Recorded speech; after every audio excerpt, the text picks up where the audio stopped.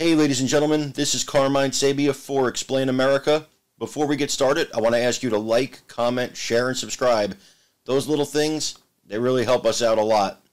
Folks, terrible news for Fox News. They are backpedaling in a big way, but awesome news for Tucker Carlson that just came in. So, let's start with the bad news for Fox News.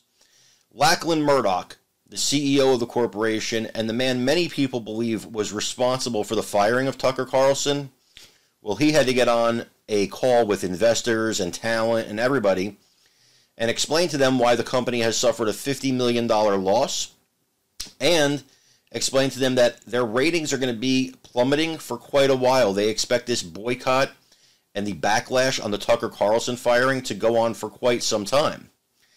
And he's backpedaling and he's saying, well, we're not going to change our strategy, though, and we're not going to change what we're going to do in primetime. Maybe the person that needs to be changed is you, because you're the issue.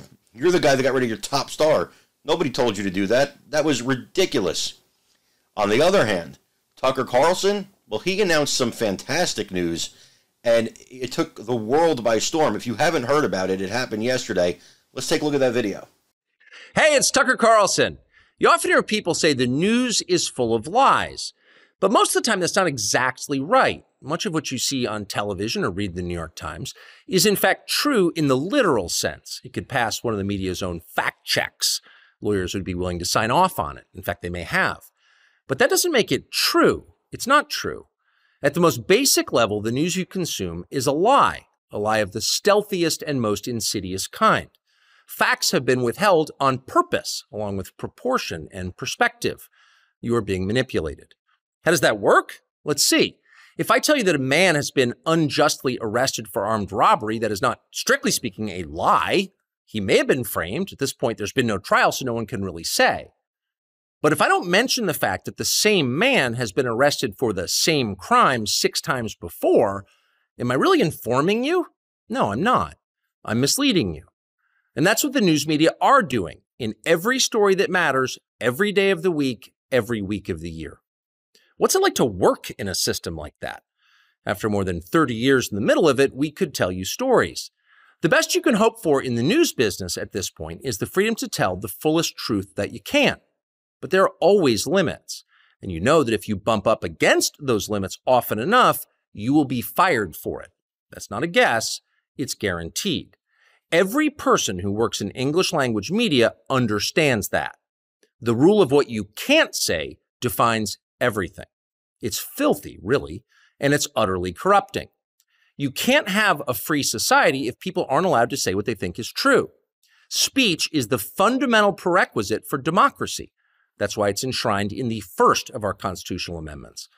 Amazingly, as of tonight, there aren't many platforms left that allow free speech. The last big one remaining in the world, the only one, is Twitter, where we are now. Twitter has long served as the place where our national conversation incubates and develops. Twitter is not a partisan site. Everybody's allowed here, and we think that's a good thing. And yet, for the most part, the news that you see analyzed on Twitter comes from media organizations that are themselves thinly disguised propaganda outlets. You see it on cable news, you talk about it on Twitter. The result may feel like a debate, but actually the gatekeepers are still in charge. We think that's a bad system. We know exactly how it works, and we're sick of it. Starting soon, we'll be bringing a new version of the show we've been doing for the last 6.5 years to Twitter.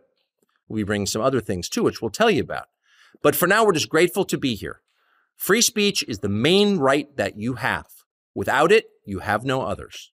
See you soon. So Tucker is bringing his talents to Twitter, to borrow a phrase from LeBron James. And I think it's a great place for him, where the only person he has to answer to really is Elon Musk, who is absolutely not paying him for this, he said.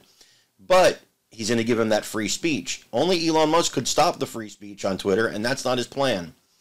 This is going to further solidify leftist hatred towards Twitter since Elon Musk took over.